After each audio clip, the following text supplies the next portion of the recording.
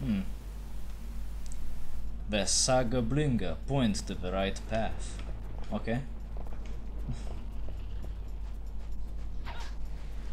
You see, I'm currently looking at the manual for the game. Neat. It's pretty good.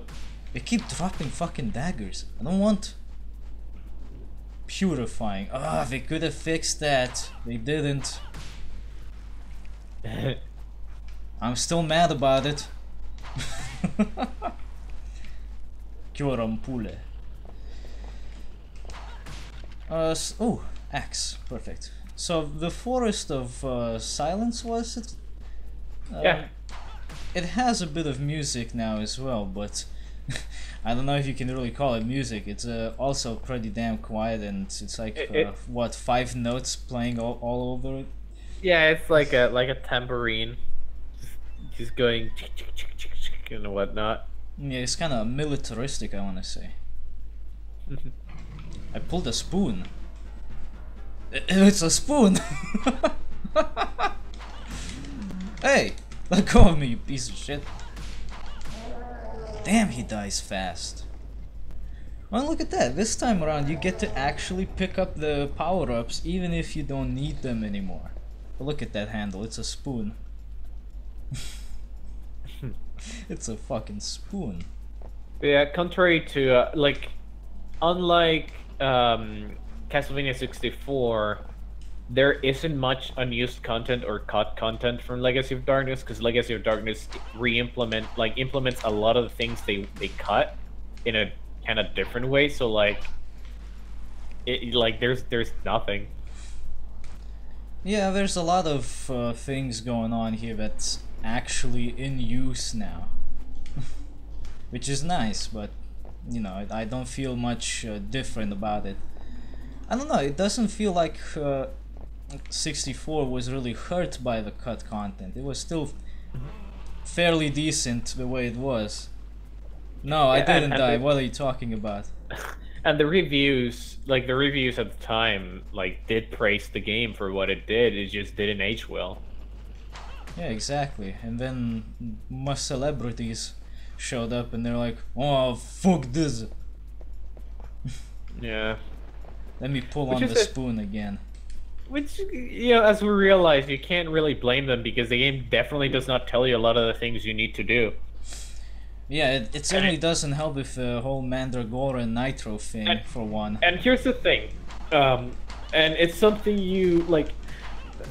people praise old Zelda games because they didn't explicitly show you where you needed to go. They didn't explicitly tell you where you had to go all the time. So you had to figure things out on your own. You had to piece things together. And games like Morrowind also get praised for that. But that wasn't entirely true, though, because well, depending on which Zelda we're talking about, at least. Exactly. For the first one, they had a map and a manual that you could always look into for some sort of solutions. Yeah, and people usually relied on their Nintendo power to figure out how to actually do the game. Exactly. That was pretty popular. Most people nowadays are like, oh, you just gotta do this, you just gotta do that. Yeah, but how did you figure that out the first time? Yeah, if I were to pick up the Zelda game, I would lose my shit because I wouldn't know where the fuck I'm supposed to go, because I've never played the first one. I tried to Link to the Past some time ago, and I had a similar issue. At one point I got to the Dark World and I just didn't know what to do after that, so I quit. Yeah, and here's the thing, yeah, they're really good. People are like, oh, this is an old game. They expect to be they expect hand holding and stuff. Like Jontron kind of you know. No. One of his complaints was involving the fact our complaints, they didn't explain the situation with the Mandragora and whatnot. Or the purifying orb. The purifying. Look behind you. Camera, please, camera. You're actually not supposed to go there, but because it's not part of your level. But fuck that. But it's there. Well, What's look it? at that, I got a beef. Oh shit, it's Exploder Man! But yeah, this is a pretty valid complaint, I would say. If they don't explain things that are important to know, like what about the Mandragora and Nitro? What about the purifying orbs? If they don't explain that kind of stuff, that's a problem because it fucks up your game pretty harshly. How are you supposed to figure this out on your own? Then you see purifying, you don't necessarily think cures vampirism. You might think it purifies you from poisons, maybe. That's also a bit of a stretch, but it's the more likely thing to happen, I would say. Yeah, and so like, this game. Oh, well, not necessarily this game. The previous one, Castlevania 64. It didn't like hold your hand until it like guide you through everything, like most, which is what most games would do back then. But it also didn't commit to, hey, we're not gonna, have a quest marker, but let's at least give them clear enough direction as to where the fuck they're supposed to go and why. No, Yeah. it didn't commit to that either, so you're just stuck in this awkward spot where it's shit. Did I just sequence break a little bit? Yeah, that's why I was saying you shouldn't have gone down that part. Just go back and just fight the fucking wolf. I sequence broke a little bit. No! You're supposed to fight the wolf! Isn't this where I came? Wait a minute. Oh, I see. I did sequence break. Okay. Congratulations. You see, guys, there was a wolf fight in the woods that he completely skipped. Oops. Well, it wasn't really that important anyway. It's like a mini boss. You know, like that random Thundercat that showed up earlier. Yeah, I mean, he dies in 3 hits just like the Thundercat, so... So who gives a shit? We've seen him before, so... Ow. Oh yeah, we have. Stop being electrifying. Piece of shit. Where are you going? I got a bone to pick with you, Mr. Bones. I like how these energy beams make punching sounds when they hit.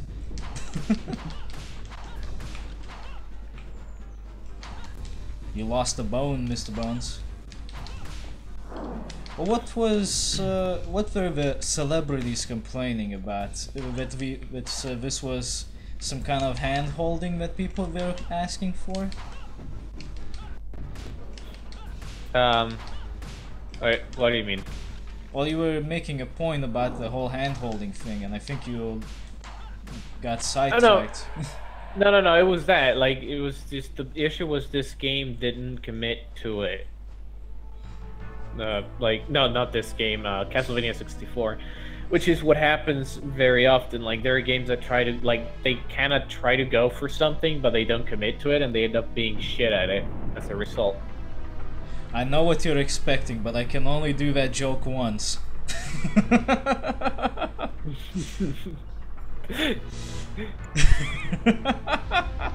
I remember this. There's no fucking gate, there's just a wall. Content missing. Look at the way he walks, though. I can tell by the way I walk. I'm a vampire slayer. No time to talk. Look at that swagger. What a dumb bastard. Oh yeah, there's also some kind of random rivalry between this guy and another person. Oh yeah, another man beast or whatever. I don't understand why he shows up, because he's just completely out of nowhere. They explain in the story, and to some extent in the manual. Shocking to find the great Cornell helpless in a place like this. Who said that? It's Schneider. Oh no, it's just fucking... what's that fucker's name that keeps fighting Wolverine all the time? Sabretooth? I forget. Sort of. Basically remember. that guy.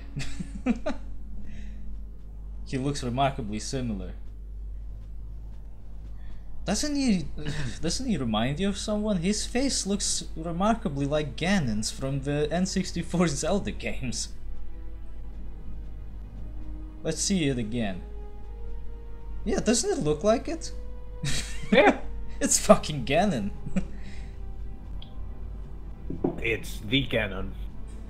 The Ganon. She will be a perfect sacrifice to offer Count Darkula for Ominous these red Triforces. Don't be a fool. According to legend, only the hero of time can stop me now. He attacked the village. Basically, they've been rivals since they were children, and this guy's like such a sore loser that he decided to side with the evil powers of Dracula to beat Cornell.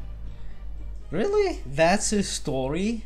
That's pretty much it. He grew up in the same village as Cornell, being a friend of his, but also a rival. The rivalry caused Ortega an increased amount of frustration as he was constantly being outdone on every occasion. So he started searching for a way to gain the kind of powers that would make him stronger. Well, here's my thing with this. They never show Ortega up until this point. How are you supposed to know any of this? It's in the manual. Ah, of course. It's literally in the manual. I hate that though, because if you don't have the manual, you're missing out. And this shit just makes no sense. Like, how am I supposed to know this is someone that Cornell knows and that there's some kind of rivalry happening? Oh, damn. Not this shit too again. Yeah, and the cool thing about this one is that now they open according to the time of day. Oh yeah. Please, Guillotine, don't do anything stupid to me. Thank you. You want a piece of me? I was about to say you want a piece of Monis, but wait a minute. This isn't Monis. You want some money? Oh yeah, what about that John Money? Oh god, let's not even get started. Yeah, we'll just leave links in the description for those that wish to find out more. Oh yeah, did you know that you can break these? Yes. Now that's a lot of Monis. It is indeed a lot of money. It's like they want you to get involved with Renon. Nice projection. Can I pull this spoon? There is a device for opening and closing the iron bars. Some words have been engraved. Open the closed eyelids and close the open ones. Okay. I guess I'll do it. This one can be a bit annoying because now that they actually made it work into the game like a proper puzzle, and it's annoying because it alternates the fucking gates. And the other one does something different too. By the way, keep in mind something I didn't point out. Cornell in this game is actually a lot more thin than he would have otherwise been in Castlevania 64 had he been implemented there. Yeah, because he was actually pretty strong. Isn't Cornell in 64 the gardener? No. That's Color. Oh. Cornell was actually going to be in the game as this character. This character was going to be in that game, but he was going to be beefier, and his current clothes, like his current costume, is not the costume it was going to wear. The alternate costume is. So if when you unlock that, like that's the costume he was supposed to be wearing. In I have to ask now.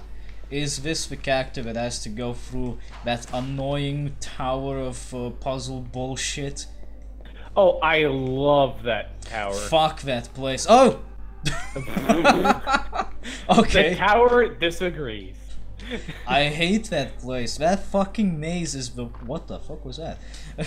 That maze is stupid. I hate that fucking maze so much. The Tower of Ruin is beautiful. I The- love the music is the thing. Like, I really do love the music for that place. The maze was the worst thing. That map is nonsense. I go to where it should be taking me to, and I come out some different place entirely. Yeah, the map is just... I vaguely remember how I solved it. Like, there was some sense of logic to it, but I forgot. Well, I know how I solved it. I used a guide.